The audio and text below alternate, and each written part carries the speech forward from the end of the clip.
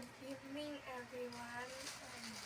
Una ko lang sa lahat, pasalamat ako sa Panginoon kasi despite of nangyari ngayong 2024, still stay strong pa rin. Tapos hindi ako na ano sa problems, like hindi ako na sa problems sa padala, pero by the grace of God na survive pa rin ako. At ngayon, ang gagawin ko ay ano ko na yung mga taong nagbibigay nito ng mga gifts sa akin at saka sa mami at daddy ko. Maraming salamat sa inyo, and kayo ang naging happiness namin kung bakit kayo nagbigay ito. At saka una-una sa lahat ay i-mention ko yung mga tao na nagbigay sa amin ito. Sobrang napakarami, pero na-appreciate namin yung mga gift nyo kahit kaunti lang. At una sa lahat, nagbigay regalo is si Kuya BJ. Thank you na nilagay mo tong gift ito sa gilid. Nilagay mo sa akin.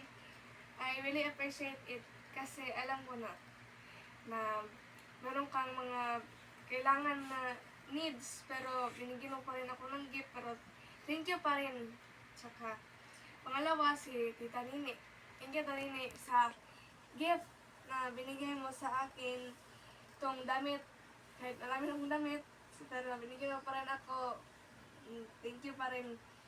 And pangatlo, si Tita Bingbing. Binigyan mo Tita Bingbing ng pajama. Thank you sa binigay mo. Kasi need ko talaga yun, pero kahit kaunti lang, pasalamat pa rin ako kasi meron akong yung hinihiling ko, yung dating hinihiling ko. Tapos pang-apat, si Tita Monet. Tita Monet is nabigyan siya ng wallet. Thank you kasi meron akong bagong wallet ngayon kasi yung wallet ko medyo sira na yung zipper. Tapos panglima, si Inong Fred. Thank you, Inong Fred, sa binigay mo na money na iipunin ko para sa ngayong maging senior high. Thank you na malawit ko yan pagdating ng araw.